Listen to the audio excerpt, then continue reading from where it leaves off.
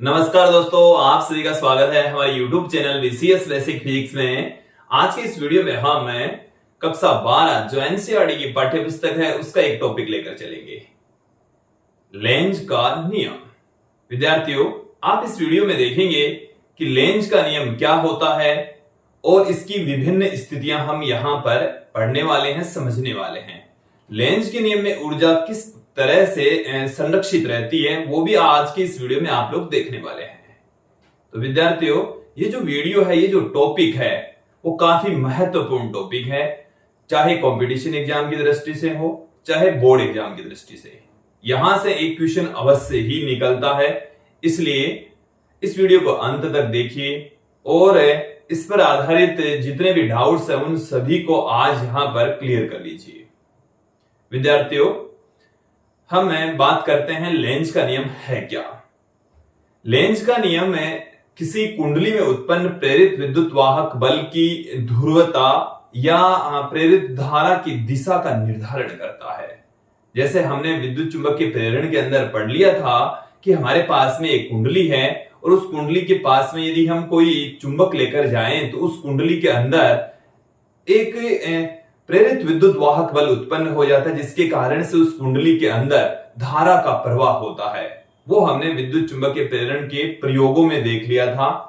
तो जब किसी कुंडली से संबंधित चुंबकीय फ्लक्स में परिवर्तन होता है तो उस कुंडली के अंदर क्या उत्पन्न हो जाता है? एक प्रेरित विद्युत वाहक बल उत्पन्न हो जाता है। ये हमने प्रयोगों में देखा था और हमने जो विद्युत चुंबकीय प्रेरण के नियम है उसमें उस प्रेरित विद्युत वाहक बल की वैल्यू बताई थी आपको। तो देखिए वैल्यू क्या थी, आप लोग ध्यान देंगे। हमने ये कहा था कि उस कुंडली के अंदर उत्पन्न प्रेरित विद्युत वाहक बल का मान माइनस में n d∅b/dt होता है। ये फैराडे का विद्युत चुंबकीय प्रेरण का दूसरा नियम था। द्वितीय नियम से मैंने यहां पर पुट किया है, यह है द्वितीय नियम। विद्यार्थी, जहां पर ये जो E है ये तो है प्रेरित विद्युत वाहक बल, ये N है उस कुंडली में फेरों की संख्या और ∅b है उस कुंडली से संबद्ध चुंबकीय फ्लक्स और d∅b/dt हो जाएगा चुंबकीय फ्लक्स में परिवर्तन की दर। तो ये जो प्रेरित विद्युत वाहक बल उत्पन्न होता है वो चुंबकीय फ्लक्स में परिवर्तन की दर से उत्पन्न होता है। यहां पर एक नेगेटिव साइन भी दिखाया था हमने, और हमने यहां पर ये जो नेगेटिव साइन क्यों लिया है इसका आज कारण स्पष्ट कर देंगे। तो देखिए ये जो ऋणात्मक चिन्ह है, यहां ऋणात्मक चिन्ह लेंज के नियम से लिया गया है। ऋणात्मक चिन्ह किससे लिया गया है? लेंज के नियम से। तो हम यहां पर देखेंगे कि ये लेंज का नियम एक्चुअल में है क्या। तो लेंज का नियम है किसी कुंडली में प्रेरित विद्युत वाहक बल की ध्रुवता या प्रेरित धारा की दिशा का निर्धारण करता है। अब धारा की दिशा किधर होगी वो हम आज की इस वीडियो में देखने वाले। तो देखिए, सबसे पहले तो मैं ये लाइन पुट कर देता हूं कि लेंज के नियम की सहायता से, लेंज के नियम की सहायता से, लेंज के नियम की सहायता से किसी कुंडली में, किसी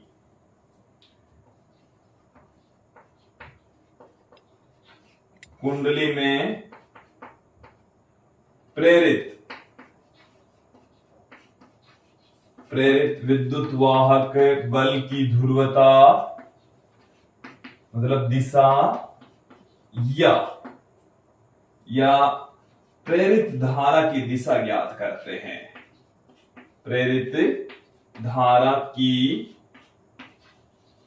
दिशा ज्ञात करते हैं।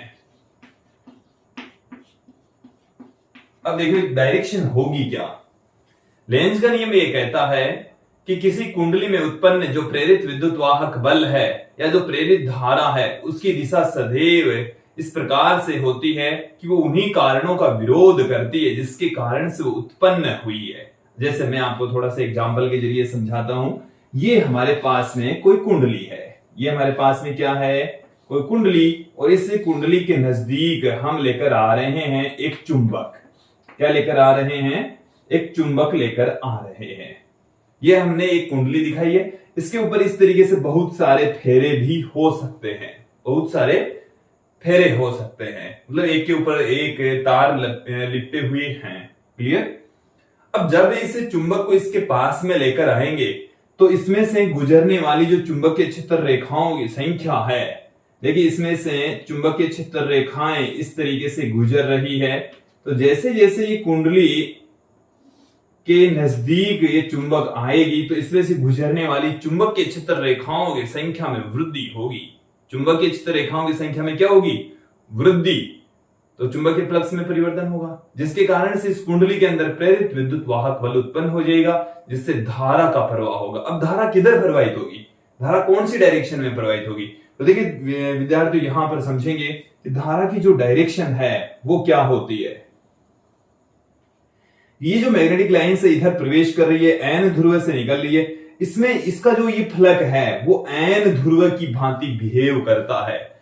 इसमें से बहने वाली जो धारा है उसकी डायरेक्शन सदैव इस प्रकार से होती है कि वो उन्हीं कारणों का विरोध करती जिसके कारण से उत्पन्न हुई। अब उत्पन्न क्यों हुई?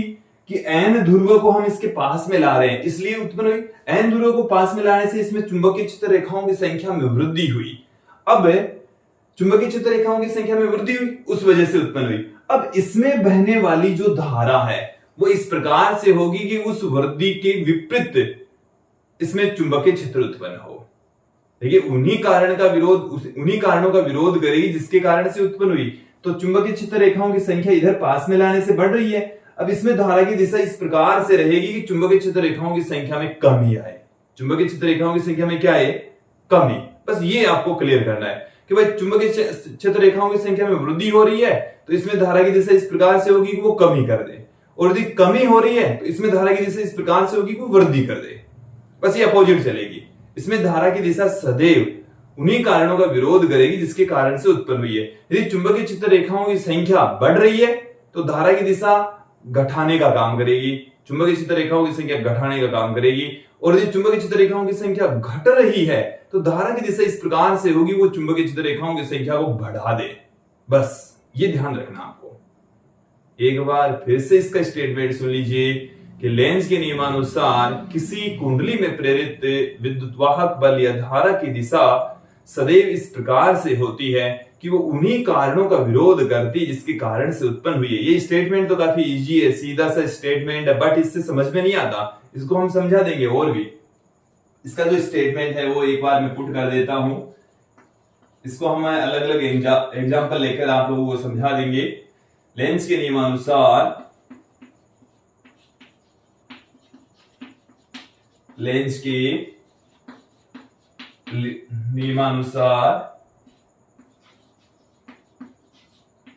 किसी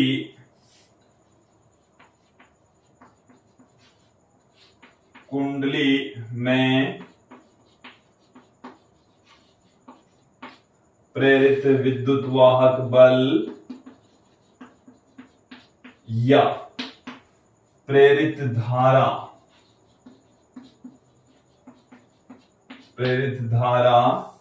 की दिशा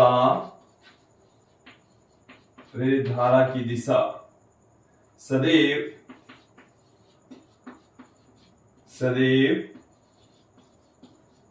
इस प्रकार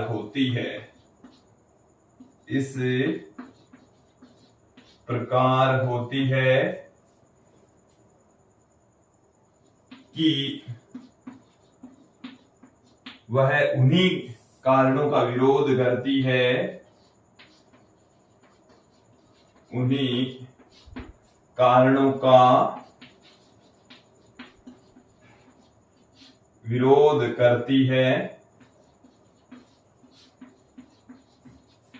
जिसके कारण उत्पन्न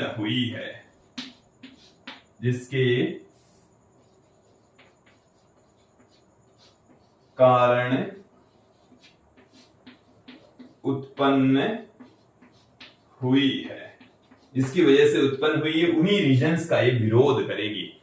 इसी वजह से ये नेगेटिव साइन आता है कि प्रेरित विद्युत वाहक बल की डायरेक्शन सदैव उन्हीं कारणों का विरोध करती जिसके कारण से उत्पन्न हुई है।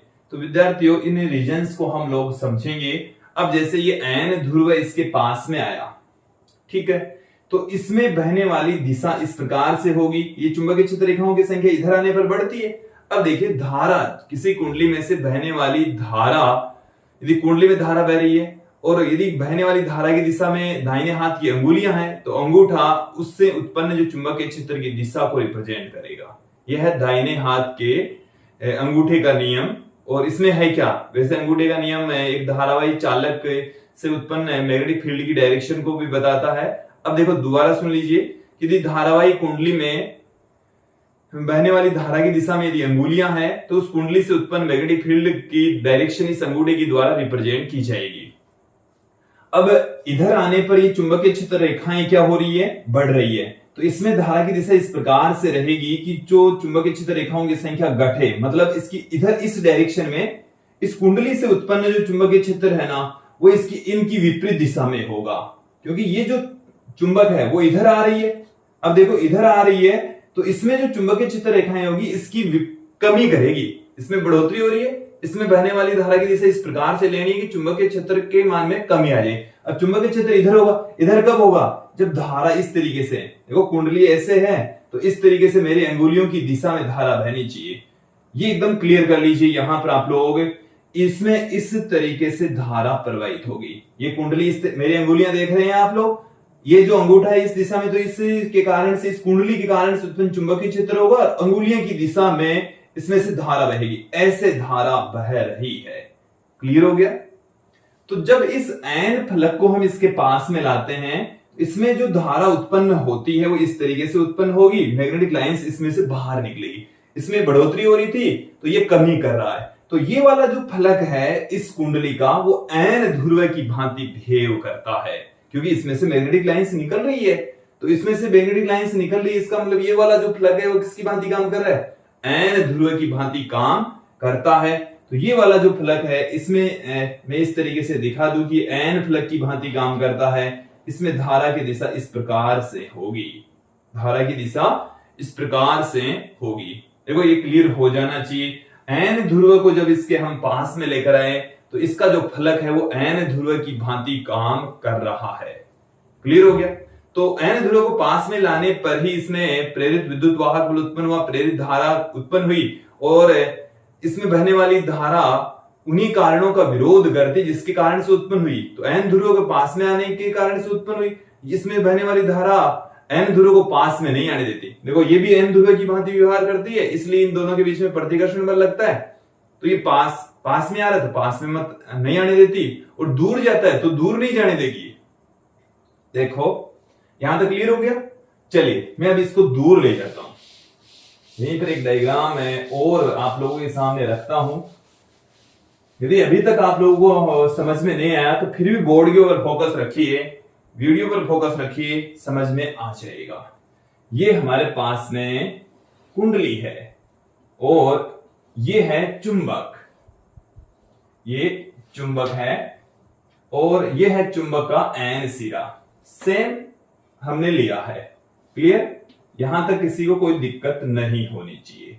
इसमें देख लीजिए ये कुंडली इस तरीके से है, ये वाला जो तार है वो इसके नीचे और ये है वाला वायर ऊपर। ये वृत्ताकार कुंडली है। देखो इससे ये 3D डायग्राम को हमने 2D बोर्ड के ऊपर बनाया है, इसलिए इनको समझना भी पड़ेगा। थोड़ा सा माइंड में भी बिठा लीजिए कि जो कुंडली है वो ऐसे है, बट बोर्ड पर तो ऐसे ही बनाएंगे ना, बोर्ड पर तो इसी तरीके से बनेंगे। तो अब ये वाली जो चुंबक है वो इधर गति कर रही है, इधर गति कर रही है। इट मीन्स जो एन ध्रुव है वो दूर जा रहा है। एन ध्रुव क्या हो रहा है, दूर जा रहा है। एन ध्रुव जब दूर जाएगा तो क्या होगा, इसमें से गुजरने वाली जो चुंबकीय क्षेत्र रेखाओं की संख्या है उसमें कमी आएगी। देखो ये चुंबकीय क्षेत्र रेखाएं तो इधर ही आ रही है, चुंबकीय क्षेत्र रेखाएं तो उसी दिशा में ही है। देखो इनको समझना कि ये इसके अंदर से जा रही है इधर, लेकिन अब ये जो चुंबक है वो दूर जा रही है। चुंबक क्या है, दूर जा रही है। तो इसमें से गुजरने वाली चुंबकीय क्षेत्र रेखाओं की संख्या में क्या आएगी, कमी। चुंबकीय क्षेत्र रेखाओं की संख्या में क्या आएगी, कमी। बस अब इनकी संख्या में कमी आ रही है। अब इनकी संख्या में वृद्धि, इसमें धारा की दिशा इस प्रकार से होगी कि चुंबकीय क्षेत्र रेखाओं की संख्या में वृद्धि हो। चुंबकीय क्षेत्र रेखाओं की संख्या में क्या हो, वृद्धि। तो चुंबकीय क्षेत्र रेखाओं की संख्या में वृद्धि हो, इसका मतलब है कि ये जो चुंबकीय क्षेत्र रेखाएं इधर और इसमें जो चुंबकीय क्षेत्र होगा वो इधर ही होगा। वृद्धि करने के लिए तो उनकी डायरेक्शन में ही होना चाहिए, तो इसी डायरेक्शन में ही क्या होगा, चुंबकीय क्षेत्र होगा, इसमें चुंबकीय क्षेत्र प्रवेश करेगा। अब दाहिने हाथ के अंगूठे का प्रयोग करना है, अंगुलियां धारा की दिशा में और अंगूठा चुंबकीय क्षेत्र की दिशा में। अब देखो तो ये जो चुंबकीय क्षेत्र, देखो ये जो लाइन आप देख रहे हैं बैंगनी रंग वाली, ये तो इस चुंबक के कारण से उत्पन्न चुंबकीय क्षेत्र रेखाएं। ये जो एरो का निशान आप हरे रंग का देख रहे हैं, हरे रंग का इस कुंडली के कारण से उत्पन्न जो चुंबकीय क्षेत्र है वो है। अब चुंबकीय क्षेत्र क्यों उत्पन्न हुआ, धारा बहेगी तब उत्पन्न होगा ना। तो धारा किधर बहेगी, इस अंगूठे की दिशा में ये चुंबकीय क्षेत्र रेखाएं, हरे रंग वाली जो चुंबकीय क्षेत्र रेखाएं वो इधर, इसलिए अंगुलियां देखो यहां पर दो तरीके की चुंबकीय क्षेत्र रेखाएं, ये वाली ये आप देख रहे हैं ये तो चुंबक की वजह से, ये जो हरी वाली आप देख रहे हैं ये है इस कोयल की वजह से, इस कुंडली की वजह से। तो कोयल की वजह से इधर, अब की बार अंगुलियां किधर है, इस तरीके से, तो ऐसे धारा बहेगी। एक बार देखना, अंगूठा इधर, अंगुलियां इस तरीके से मुड़ी हुई, तो ऐसे इसमें से धारा बहने वाली है। विद्यार्थियों धैर्य के साथ में आप इनको समझने का प्रयास करेंगे, समझा जा सकता है, समझने का प्रयास करेंगे तो आराम से समझ में आ जाएगा। और ऐसा नहीं है कि भाई हम बिना देखे बिना समझे हमारे सब कुछ समझ में आ जाए, ऐसा पॉसिबल नहीं है। समस्याओं के साथ में जुड़ा रहना है। और आज तक जितने भी बड़े लोग हुए हैं, अल्बर्ट आइंस्टीन से लेकर जितने भी साइंटिस्ट भौतिकी में हो या अन्य क्षेत्रों में हुए हैं, उनको ऐसा नहीं है कि पहले हमने किसी चीज को खोजा तुरंत उसको मिल गई, सफलता मिल गई, ऐसा पॉसिबल नहीं है। अल्बर्ट आइंस्टीन भी जैसे कोई समस्या आई तो उस समस्या के साथ में निरंतर उसका सॉल्यूशन ढूंढने का प्रयास किया कि भाई इसका सॉल्यूशन किस तरीके से हो सकता है, उनकी समस्याओं के साथ में जुड़े रहे। तो आप लोग भी क्या करें, ऐसा नहीं है धैर्य के साथ में वीडियोज को देखना है, नोट्स की सहायता से पढ़ना है, फिजिक्स पढ़नी है, अदर सब्जेक्ट भी पढ़ने हैं, न्यूमेरिकल क्वेश्चन भी करने हैं। तो विद्यार्थी समस्याओं से भागना नहीं है, समस्याओं का निवारण करने की सोचिए, सॉल्यूशन करने की सोचिए। समझ में आ रही है मेरी बात? तो यहां पर आप देखेंगे कि मैंने दो तरीके की लाइनें दिखाई है। ये तो चुंबक के द्वारा उत्पन्न चुंबकीय क्षेत्र रेखाएं हैं और ये है इसमें से बहने वाली धारा के कारण से उत्पन्न चुंबकीय क्षेत्र रेखाएं। और इन चुंबकीय क्षेत्र रेखाओं की दिशा में अंगूठा, तो ये जो मुड़ी हुई अंगुलियां है इसमें से बहने वाली धारा की दिशा को रिप्रेजेंट करेगी। तो ये ऐसे इसमें से धारा बहेगी। देखो इसमें और इसमें बहने वाली धारा की दिशा है वो अपोजिट हो गई। जब एन ध्रुव इसके पास में आ रहा था, इसका ये वाला जो फलक है वो एन की भांति काम कर रहा था। अब एन यहां से दूर जा रहा है तो ये कुंडली में से बहने वाली धारा की दिशा इस प्रकार से होती है कि एन को दूर भी नहीं जाने देती। देखो पास में आ रहा था, एन ध्रुव है तो पास में नहीं आने दे रहा था, अब दूर जा रहा है तो दूर नहीं जाने दे रहा। तो यही तो लेंज का नियम है कि ये सदैव उन्हीं कारणों का विरोध करती है जिसके कारण से प्रेरित विद्युत वाहक बल उत्पन्न हुआ है। तो प्रेरित विद्युत वाहक बल इसके पास में आने से उत्पन्न हुआ है, इसके दूर जाने से उत्पन्न हुआ है। तो ये पास में आ रहा तो पास में मत आने नहीं देती, दूर जा रहा है तो दूर जाने नहीं देती। क्लियर हो गया? तो किसी कुंडली में यदि चुंबकीय क्षेत्र रेखाओं की संख्या बढ़ रही है तो इसमें से जो धारा उत्पन्न होगी वो उनको चुंबकीय क्षेत्र रेखाओं की संख्या को बढ़ने नहीं देगी, घट रही है तो घटने नहीं देगी। ये आपको दिमाग में फिट बैठा लेना है कि किसी कुंडली में उत्पन्न प्रेरित विद्युत वाहक बल की दिशा सदैव उन्हीं कारणों का विरोध करती है जिसके कारण से उत्पन्न हुई है। चुंबकीय क्षेत्र रेखाएं बढ़ रही है, उसकी वजह से यदि प्रेरित विद्युत वाहक बल उत्पन्न हो रहा है तो धारा की दिशा सदैव इस प्रकार से होगी कि उन चुंबकीय क्षेत्र रेखाओं की संख्या को घटा देगा। और यदि घट रही है तो धारा की दिशा इस प्रकार से होगी कि चुंबकीय क्षेत्र रेखाओं की संख्या में वृद्धि कर दे। विद्यार्थियों यहां तक आप लोगों को समझ में आ गया होगा। अब मैं आपको एकदम सरल मेथड से आपको बता देता हूं कि यदि किसी चुंबक को हम कुंडली के पास में लाते हैं तो किस तरीके से उसमें धारा की दिशा होगी। तो यहां पर थोड़ा सा इसको हटा देते हैं।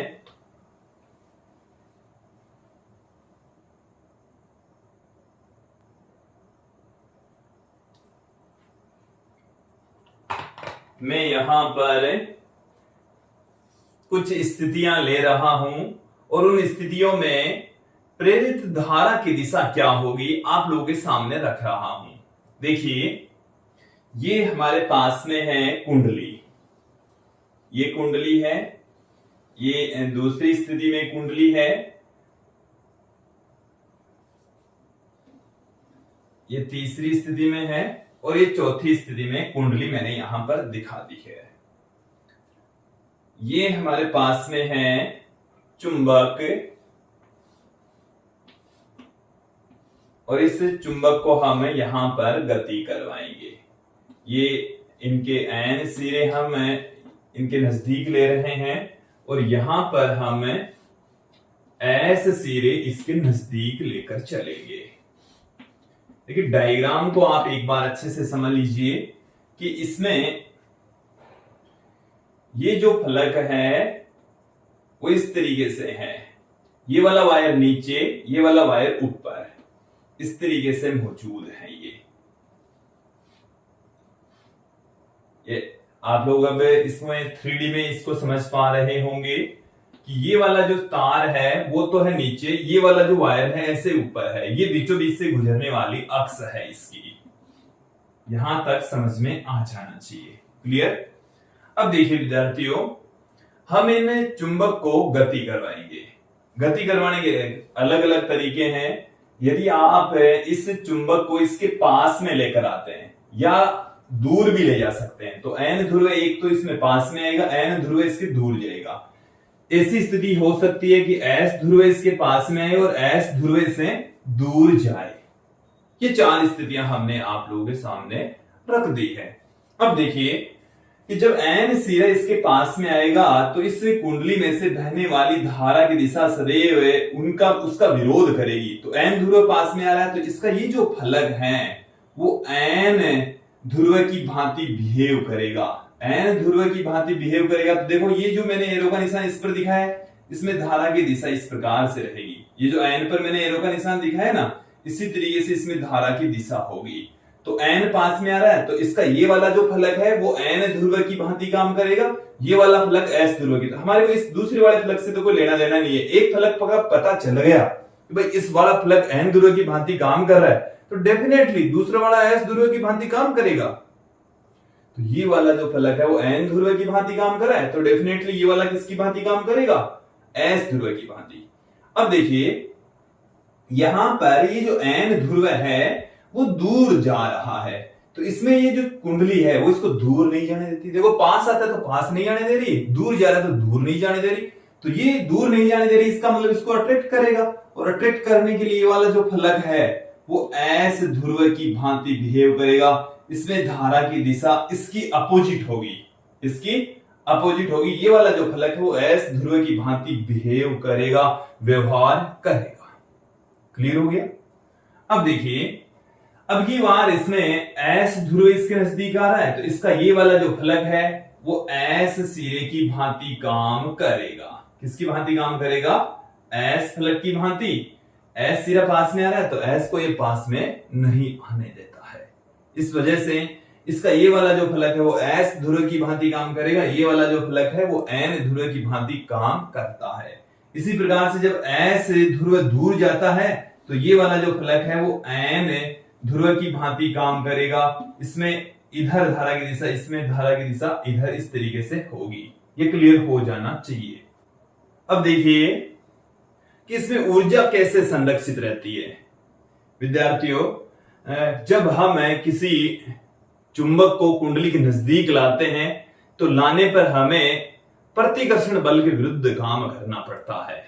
दूर ले जाते हैं तो आकर्षण बल के विरुद्ध काम करना पड़ता है। इसका मतलब यह हुआ कि हमें बाह्य कार्य करना पड़ेगा, बाहर से काम। देखो, एन ध्रुव को पास में ला रहे हैं तो प्रतिकर्षण बल के विरुद्ध, एन ध्रुव को दूर ले जा रहे हैं तो आकर्षण बल के विरुद्ध काम करना पड़ रहा है।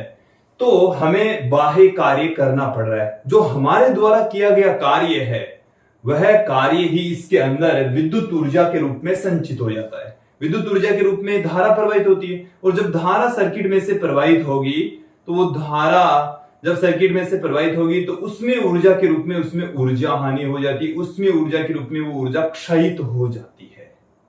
अभी मैं देखो, जैसे मान लीजिए कई बार हमारे मन में ये क्वेश्चन उठता है कि भाई इस एस ध्रुव को पास में लाया तो ये एस फलक की भांति ही क्यों काम करता है, ये एन फलक की भांति काम कर देना चाहिए ना, क्या बिगड़ जाता है, एस फलक ही क्यों लिया आपने।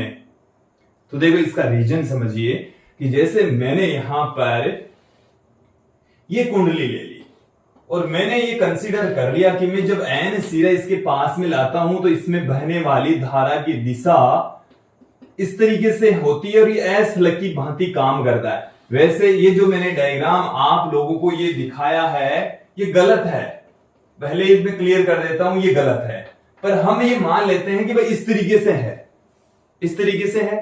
कई क्वेश्चन ऐसे उठता है ना कि भाई एन ध्रुव को पास में लाए तो ये एन ध्रुव की भांति क्यों माना आपने, एस ध्रुव की भांति मान लेते। तो यदि हमने मान लिया कि भाई एस ध्रुव की भांति काम कर रहा है, इसमें धारा की दिशा इस प्रकार से है, तो देखो क्या होता कि इसे को थोड़ा सा धक्का दिया, इस चुंबक को थोड़ा सा धक्का दिया, तो थोड़ा सा धक्का देते ही इसमें से गुजरने वाली जो चुंबकीय चित्र रेखाओं की संख्या है उसमें वृद्धि हुई, चुंबकीय चित्र रेखाओं की संख्या में वृद्धि हुई तो इसमें से धारा बहने लग गई, धारा बहने लग गई तो ये एस फलक की भांति काम करने लग गया और एस ध्रुव की भांति काम करने लग गया तो इस एन ध्रुव को ये अपनी ओर क्या कर लेगा, अट्रैक्ट कर लेगा, खींच लेगा, आकर्षित कर लेगा। तो इसको थोड़ा सा धक्का मारा आपने, थोड़ा सा क्या मारा, धक्का, और धक्का मारते फिर ये बाद में चुंबक अपनी ओर अपने आप ही ऑटोमेटिकली आ रही है। इसका मतलब है कि एक बार थोड़ा सा धक्का देने के पश्चात इस चुंबक की गतिज ऊर्जा लगातार बढ़ेगी, गतिज ऊर्जा क्या होगी, लगातार बढ़ेगी। तो वो ऊर्जा आ कहां से रही है, अब हमने तो इसको ऊर्जा दी नहीं, ये अपने आप इसकी गतिज ऊर्जा बढ़ रही है, इसमें धारा बह रही है, ये आई ऊर्जा कहां से आई। तो यहां पर ऊर्जा संरक्षित नहीं रहती है, ऊर्जा संरक्षण नियम की को हम यहां पर नहीं समझा सकते, इस स्थिति में नहीं समझा सकते। इसका मतलब आपने गलत लिया है, जो भी लिया है, ये जो लिया है हमने कि एन ध्रुव को पास में यदि हम लाते हैं तो ये एस ध्रुव की भांति काम करता है, ये गलत लिया है। क्लियर, क्योंकि यदि इसको थोड़ा सा धक्का मारेंगे तो एस ध्रुव इस एन ध्रुव को अपनी ओर खींच लेगा ना, इसमें हमारे द्वारा तो कोई काम ही नहीं करना पड़ा। और ये जब जैसे इसके नजदीक आएगा, ये खींच रहा है तो गतिज ऊर्जा इसकी बढ़ेगी, इसकी ऊर्जा बढ़ रही है, इसमें विद्युत ऊर्जा बढ़ रही है, तो ये ऊर्जाएं आ कहां से रही है, इसका कोई सॉल्यूशन नहीं है। इसलिए ये जो लिया है ये गलत लिया है, ये डायग्राम ही गलत है, धारा की दिशा ही गलत है। क्लियर हो गया, समझ आ गया। सही तो यही था, क्योंकि हमने प्रतिकर्षण बल के विरुद्ध काम किया। हम क्या करते हैं, प्रतिकर्षण बल के विरुद्ध काम करते हैं, प्रतिकर्षण बल के विरुद्ध कार्य करते हैं। किया गया कार्य विद्युत ऊर्जा के रूप में प्रकट होता है, विद्युत ऊर्जा के रूप में कुंडली में प्रकट होता है। किसमें प्रकट हो रहा है, कुंडली में प्रकट होता है। क्लियर। अब देखो ये जो विद्युत ऊर्जा है वो कहां चली गई, विद्युत ऊर्जा है। अब ये जो विद्युत ऊर्जा हमने बता दी कि भाई विद्युत ऊर्जा के रूप में जो हमने काम किया वो विद्युत ऊर्जा में कन्वर्ट हो गया।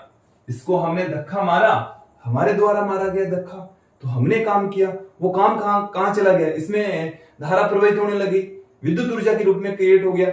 अब विद्युत ऊर्जा है वो जूल के तापन नियम के अकॉर्डिंग I²RT उसमें ऊर्जा के रूप में क्षयित हो जाती है।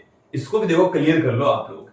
I तो उस कुंडली में से बहने वाली धारा, R कुंडली का प्रतिरोध और T है जितने समय के लिए वो प्रवाहित होती है। तो तार से जब धारा प्रवाहित होती है तो इस रूप में ऊष्मा का क्षय होता है, उसमें ऊर्जा के रूप में ऊर्जा क्षयित हो जाती है। यह है जूल का तापन नियम, और ये हम पहले भी पढ़ चुके हैं, 3rd चैप्टर में पढ़ चुके हैं, आप वहां पर भी देख सकते हैं। क्लियर। तो जो हमने काम किया वो विद्युत ऊर्जा में कन्वर्ट हुआ, और वो जो विद्युत ऊर्जा है वो उसमें ऊर्जा के रूप में क्षयित हो गई। अब मैं आप लोगों के सामने कुछ लेंज के नियम पर आधारित कुछ एग्जांपल्स, कुछ कंडीशंस रख रहा हूं, जिसकी सहायता से हम प्रेरित विद्युत वाहक बल की डायरेक्शन फाइंड आउट करेंगे।